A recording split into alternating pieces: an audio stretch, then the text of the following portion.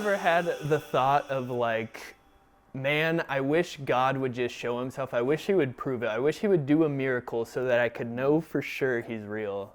Because if he showed me something, then I would know and then I would believe. I feel like that's a really common thought. I feel like most of us have thought that thing. I've wanted to see stuff happen, see miracles. But I think there's actually something untrue within that. I think in these stories that we explore today, we're gonna see Jesus, the God who walked on earth, do a lot of miracles, but some people witness those things and respond very differently.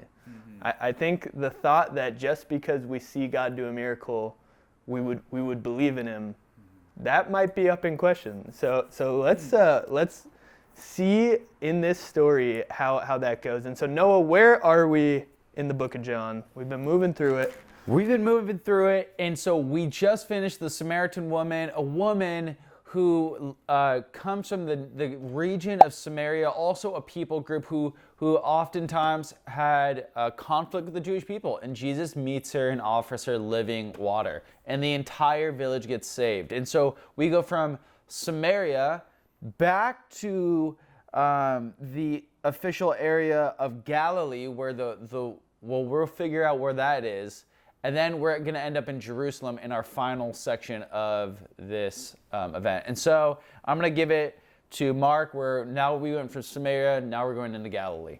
So we're in chapter 4, and this here is like verse 46. And so it says like there's this royal official whose son lay sick at Capernaum. So this royal official, this Roman, is coming and he's about to interact with Jesus. And all we know about him is his son is sick. When this man heard that Jesus had arrived in Galilee from Judea, he went to him and begged him to come heal his son who's close to death. This Roman official, a man in authority over the Jewish people, hears about Jesus. So Jesus' name and fame are growing. He hears about him, hears about his power, his miracle working, and he comes to Jesus. And so this Roman official comes to Jesus, begging him, heal my son, he's sick. And Jesus responds, unless you people see miraculous wonders and signs, you will never believe. The royal official replies to Jesus, he says, sir, come down before my child dies. And Jesus replied, you may go, your son will live. We have this back and forth. The man really desperately wants Jesus to come and heal his son. Jesus is saying, man, you won't believe unless you see. But what we see next in this is actually this official taking Jesus at his word. He's going to believe Jesus. Before he sees, he believes. The man took Jesus at his word and he departed. While he's still on the way, his servants come, they meet him, and they tell him, look, your son's been healed. And so what he believed, Jesus told him, and he chose to believe what Jesus said to him. And then he goes, and the evidence is there. His son's been healed. And it says right at the exact time that Jesus said that, that's when the son got healed, which is just a really cool detail. And so right here we see belief, miracle, and then further belief. Like it says actually that not only does this official now believe in Jesus, but his entire household. They all believe in Jesus and who he is. And it's really, really an awesome thing. So we see a miracle that changes a whole family. And I love the pattern in that. Jesus told him he will be okay. He believes, then he sees the miracle. Now we have kind of a different unfolding of a miracle in this next section at the beginning of chapter 5. So I'm going to pass that to Noah. Yeah, the journey begins. So we went from Samaria to Galatia. So we go down to a region and then back up to Jerusalem is what it's going to state here. And even something I was thinking about what Mark said is that official, we're going to see a theme that we know about that we saw in chapter 1.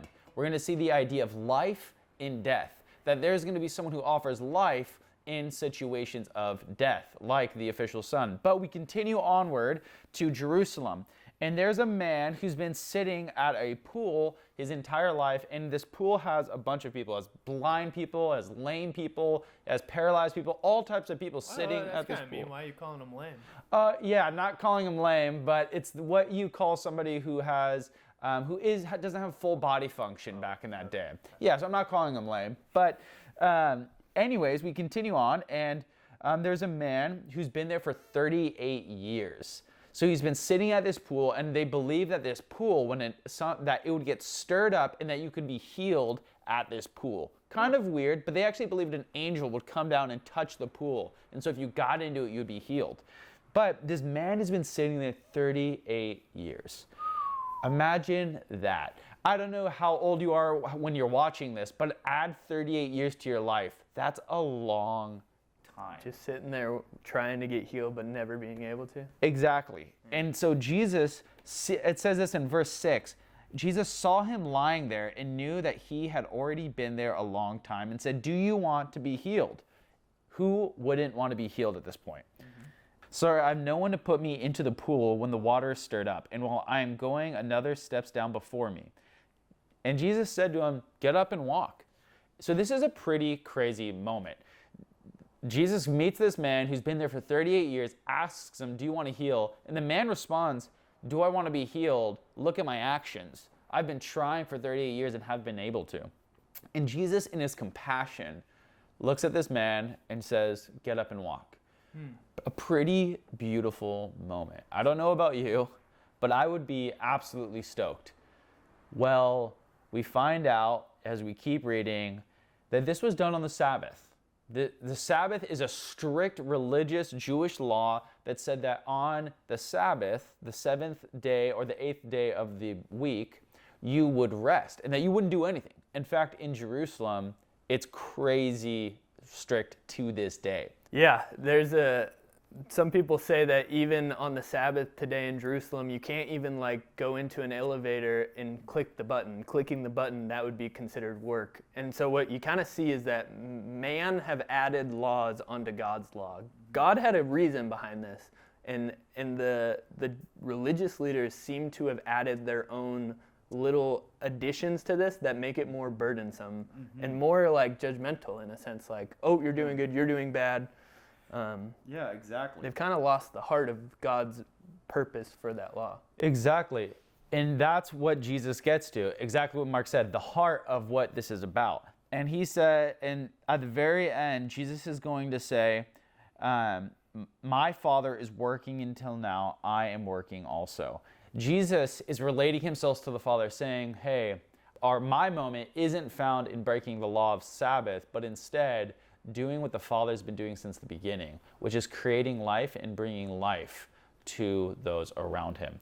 And ultimately what this does is, if you look at Isaiah 35:6, it says that one day when the Messiah would come, that the lame would leap like gazelles or like deer, it says. And so it's a messianic promise of the time. So you said Jesus told him to pick up his mat, and so he gets healed here? Yeah, exactly. He gets healed. And so he gets fully healed, he picks up, and then that's when the religious leaders come and say, hey, who told you to pick up your mat on the Sabbath? So they get mad at this guy who is paralyzed for walking and holding his mat. Yeah. And imagine being, like I said, 38 years laying on your mat, and then you finally pick it up for these guys to get on you about picking up your mat. That's crazy. And so the religious leaders know a miracle has just happened, right? Mm-hmm. They know this guy, and they see him walking, and they choose to get angry and upset that he's breaking a law without focusing in on the fact that this man's just been miraculously healed. Exactly. So what do we see? What's happening here? And I think ultimately what's happening is the Pharisees, the religious leaders, are caught up in their laws. They're caught up focusing and being legalistic on the law instead of seeing the beauty in the heart of God. And in fact, Jesus will go and say that if a ox falls into a ditch, wouldn't you fetch it out? Wouldn't you go and pick up your ox on the Sabbath? Of course you would. It's your animal that you love. And of course we're going to do the same for people. If someone can be healed and picked up and out, why wouldn't we do that? And that's the whole heart there. The heart of God, the reason for the Sabbath is so that his people could rest, so that they wouldn't be running around worrying about working and driving themselves into the wall, burning out. He's given them a day where he's like, hey, don't work, rest. Mm-hmm. Sit, be with me. What they've turned this into is almost another burden. Mm-hmm. Now people are getting in trouble for doing the little things, the good things that they should be doing on this day, like helping others. Mm-hmm. Jesus healed a dude. Yeah. He healed a guy. Amazing. And they're upset about it. They've lost the heart of God. And this is what's so interesting is these people witness a miracle and they turn it into a reason to persecute Jesus. It seems like a miracle isn't the reason we believe in God or not, but there's something deeper. There's something about seeking after the heart of God and wanting to connect with him, wanting to be with him and please him. And when we see a miracle, it actually deepens that for us. But if your position is already against God or not caring about God, or just the rules, doing things for your own selfish pride, it seems there's a difference that happens. And that's what starts to happen to these Pharisees as we move through this book. You start to see two groups of people, those who love and want to follow Jesus in response to what he's doing, and those who hate and want to destroy Jesus because of what he's doing. Yeah, and in a very applicable way, we see, remember how we said we started in Samaria and then we ended up in Jerusalem? Look what Jesus does. He goes from person to person, who is kind of the unexpected person to be healed. The Samaritan woman. The Jews hated the Samaritans. An official, a Roman's official. The Jews didn't like the Romans either. Well, now another lame person who would be considered shamed in their culture gets healed again. All of them are grateful. They're excited maybe for their new life, but the only people who are holding back are the Jewish religious leaders. They don't know how to celebrate. And maybe a question for us is, do we get in religious traditions? Do we ourselves get caught up in maybe just attending church or doing something because we've been told to do it 1,000 times? And so I wonder if we ever get in the traditions and even tack on things that weren't meant to be there. Caring more about traditions and the checking off the list items of I go to church, I do this, I do that, instead of like I love God and I'm following him and all of those things are a part of that, but those aren't the purpose, he's the purpose. So yeah, that's a great thought. So in these two short stories, we see two miracles, and we see different groups of people respond to Jesus differently. They saw the same miracles. We see this official son get healed. His whole family believes. We see this lame man given the ability to walk, and we're sure that there's people who probably knew him, saw him, believed, but yet there's also those who, because of this sign, hate Jesus and don't believe. And so belief is such an interesting thing, and I think that's what we're going to explore. Our belief in Jesus isn't only due to the ability to see signs or to not see signs. In our lives today, we might see signs. God might do a miracle, but he also might not. Our belief isn't hinged only to these signs. It's kind of this thing about trusting God, trusting who he is, trusting in him, and along that path, I think we will see signs, but there will be times when we won't. And the question is, in those times, do we ask ourselves, does God exist? What is happening? Do I not have a relationship with God? I think it's in those times where we learn to trust God the most, to trust that just because I don't see him working doesn't mean he's not working. And that's what we get to explore together. We get to see people responding to Jesus, and really we get to learn how are we to respond to him. That's a great thought, Mark. Well, we will see you next week. We'll see you on the flippity flip.